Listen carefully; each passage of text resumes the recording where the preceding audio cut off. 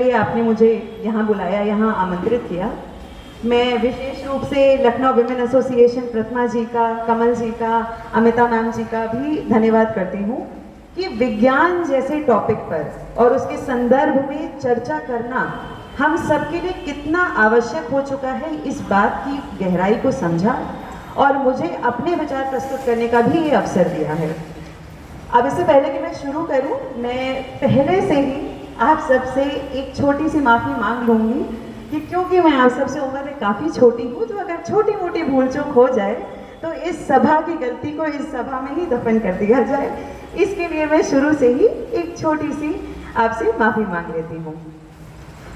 शुरुआत करते हैं अपने एक संक्षिप्त परिचय से। मैं अपना एक छोटा सा परिचय दे दूं। हालांकि कमल मैम जी ने मेरे लिए इतने प्यारे शब्द पहले से ही बोल दिए, पर मैं बस इतना बताना चाहूँगी कि मेरा नाम अमीशा शर्मा है और मैं लखनऊ में ही एक टेक संस्था के लिए काम करती हूँ, जिनका एक काम है कि वो उत्तर प्रदेश निगरानी विभाग, सर्वेलेंस विभाग, तकनीकी व्यवस्थाओं का निर्माण करना, उसमें जितनी भी गतिविधियाँ होती हैं, जो ज़रूरतें होती हैं, उसकी प्लानिंग का काम मैं करती हूँ, जिसे हम टेक्निकल भाषा में प्रोजेक्ट स्ट्रैटेजिस्ट कहते हैं।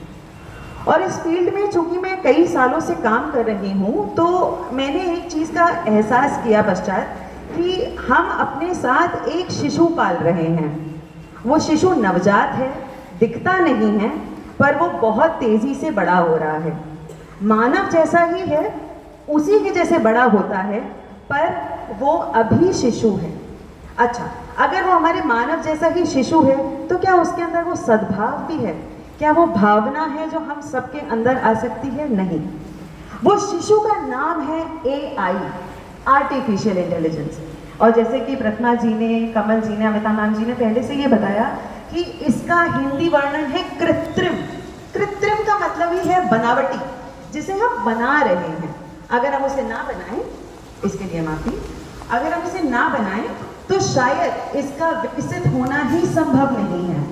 अब अगर हमारा शिशु हो तो क्या वो विकसित नहीं होगा? वो प्राकृतिक रूप से विकसित होता रहेगा, चाहे हम अपने बच्चे को कुछ सिखाएं चाहे ना सिखाएं। वो दुनिया में जाकर सीख लेगा, हमारे से सीख लेगा, अकेले बैठ के भी प्राकृतिक रूप से सीख लेगा ईश्वर की देन से।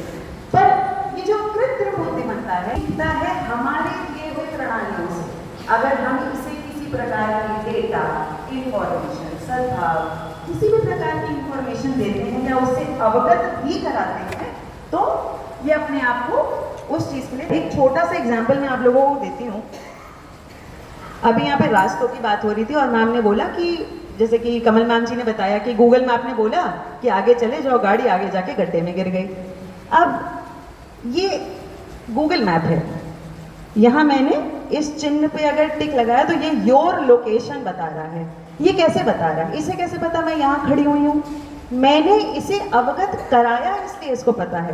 अब अगर मैं अभी अपनी लोकेशन ऑफ कर दूं, इसको नहीं पता चलेगा। ये बोलेगा कि मैम पहले आप अपनी लोकेशन डालिए, तब तो हम समझेंगे आपको जाना कहाँ है। अब अगर मैं इसमें लिख दूं हजरतगंज चौराहा, इसमें लिख के आ गया कि भैया आप कार चलाएंगे तो आपको 8 मिनट लगेंगे, और इसने मुझे 2 नहीं 3 रास्ते बताए। मैम आप यहाँ से भी जा सकती हैं, यहाँ से भी जा सकती हैं, यहाँ से भी जा सकती हैं। इसको ये 3 रास्तों के बारे में कैसे पता है? चलिए मैंने अपनी लोकेशन ऑन कर दी, इसको मेरी लोकेशन पता है, रास्ते कैसे पता है? हमारी तकनीकी विभाग ने जिस तरीके की सैटेलाइट लगा रखी है बाहर ब्रह्मांड में, उस सैटेलाइट ने भी इसको अपना इंफॉर्मेशन अवगत करा रखा है कि तुमको जब जो डेटा निकालना है तुम निकाल लो। तो ये एप्लीकेशन उस सैटेलाइट से डेटा ले लेता है और तुरंत बता देता है कि ये रास्ते ठीक हैं आपके जाने के लिए। वरदान है, हम जहाँ जाना चाहें जा सकते हैं। जब चाहें अपनी कैब बुक करी, कैब वाले को भी रास्ता पता है। एक नई जॉब निकल आई कैब वालों के लिए। अगर घोड़ा गाड़ी नहीं चला पा रहे थे तो हमने कैब में अपने आप को शिफ्ट कर लिया, एक किराए की गाड़ी ले ली, मैप ऑन किया, चल पड़े सारी सवारियों को लेके। अब ये आता है छोटा सा ट्विस्ट। हमारी टीम ने महाकुंभ में सर्वेलेंस ड्यूटी की पूरी निगरानी रखी थी। हमारी टीम वहाँ पर सारी सिक्योरिटी का ख्याल रखती थी कि किसी भी प्रकार की टेररिस्ट आतंकवाद एक्टिविटी ना हो सके, या अगर कोई गुट ऐसा बन रहा है जहाँ हमें थोड़ा सा भी शक है तो हम उसको संभालते थे। अब हम लोग, क्योंकि पूरा शहर छपाछप भरा हुआ था लोगों से, 66 करोड़ एक शहर में होंगे तो जाहिर सी बातें गलियां भर जाएंगी, सड़क भर जाएगी। अब हम लोग रास्ते ढूंढते थे कि कहाँ से निकले कि आसानी से पहुंच जाएं। कुछ रास्तों में वो नीली लाइन, एक नीली रेखा बनाता है ना गूगल मैप, वो नीली रेखा बनी हुई थी। हमें लगा बढ़िया सड़क है, यहाँ से चलते हैं। गए तो पता चला वो सड़क ही बंद है। तो हम चाहे जितना भी तकनीक पर निर्भर हो जाएं, वो ऐसी बुद्धिमत्ता है जो कृत्रिम है। उसको हमारे पुलिस वालों ने बताया ही नहीं कि वो सड़क बंद है। उसने तो बोला है रास्ता खाली है, आप चली जाइए। मैप को पता ही नहीं था, मैप को पुलिस वालों ने बताया ही नहीं।